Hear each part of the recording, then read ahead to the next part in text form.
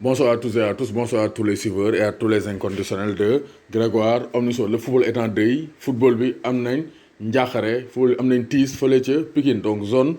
ODCAV Pikine, zone de Mbao. Un supporter a été tué par un fumigène, donc loolu mooy la nouvelle. Donc ça c'est triste pour le football parce que nawetaani vraiment donc day jox raison ñi naan nawetaani carrément dañ ko war a éliminer te nawetaani comme ni ñu ko waxee c'est la coupe du monde de certains joueurs certains joueurs yi ci lañ permettre football jéem a fël pour jouer championnat pour mun a am contrat professionnel ba pare day xumbal koñ yi mais gis nañ ne nawetaan bi day jéggi donc gars yi dañoo xaw a dévier son objectif initial parce que nawetaan yi c'était pour regrouper les gens s'occuper durant les vacances pour raffermir les liens mais gis nañ ne nawetaan yi ay jéey rek lay indi comme le meurtre de Amadou Ba qui était parti pour vivre sa passion mais qui est rentré donc tel un mort donc vers sa maison. Donc il faut se dire que quand même c'est un acte à déplorer parce que fumigène bi moom lañ ko xaañ léegi nag kan moo ko xaañ en tout cas police na def enquête am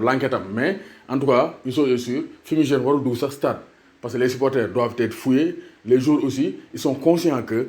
dara luy gaañ nit warul dugg seen saag yi parce que joueurs yi kenn du leen fouillé moo tax aussi ñoom war nañoo def le tout bañ a yóbbu dara loo xam ne day gaañaate loo xam ne dafa illicite ci biir terrain. Donc je lance un appel à tous les acteurs du sport parce que actuellement les nawetaan de Pikine ont été suspendus par donc les autorités donc des nawetaan parce que quand même c'est pas normal que de tels incidents se reproduisent chaque année. Donc dans la mort des supporters, des agressions yooyu dafa war a yeex ci football bi parce que ça empêche l'essor, l'émergence, le développement du football sénégalais. Donc ñuy jaale waa kër Amadou Ba yëpp di leen ne quand même yàlla na yàlla suuf sedd comme en tout cas il faut que ñu xoolaat suñu bopp jéem a améliorer notre football local wàññi violence bi doomu Gaynde Njaay warul tiit warul ragal. Donc avant ñuy tëj fële ca Pikine toujours les conséquences de la rencontre Mangougui et Yakar continuent de secouer le Soukra de Pikine parce qu'il y a eu des erreurs d'arbitrage yoo xam ne ce sont des erreurs inadmissibles. Donc erreurs d'arbitrage parce que la dernière fois dama ne woon défenseur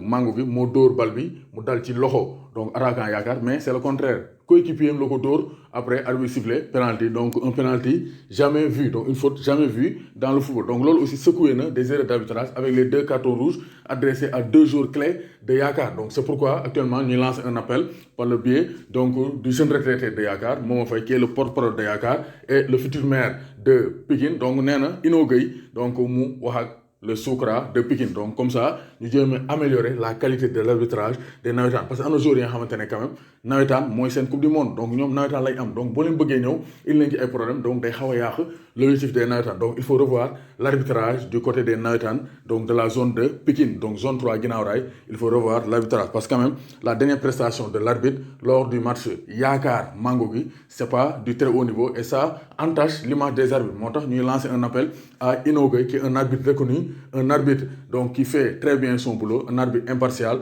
Ino Gueye, il faut revoir le Soukra et mettre des arbitres qui sont capables de tenir la baraque et de faire un très bon arbitrage pour le grand bonheur des supporters et des acteurs du nawetaan. Donc comme je l'ai bien dit, les jeunes retraités Momo Faye exhortent l'arbitre et le Soukra à revoir leurs décisions et à donc sélectionner les très bons arbitres, les arbitres donc idoines adéquats, arbitres yi nga xamante ne nañ mën a càmbar match bi teg ko ci yoon ba nga xamante ne duñu gaañ benn équipe. Donc il faut revoir l'arbitrage du côté du Soukra de Pikine pour éviter les dérives dans les nawetaan parce que nawetaan aussi fi lañ bokk coupe du monde la mooy suñu coupe du monde ñun fii Sénégal mooy xumbal koñ yi. Donc il faut que ñu teg ko ci yoon pour la bonne marche des nawetaan et du football local. Doomu Gaynde Njaay warul tiit warul ragal.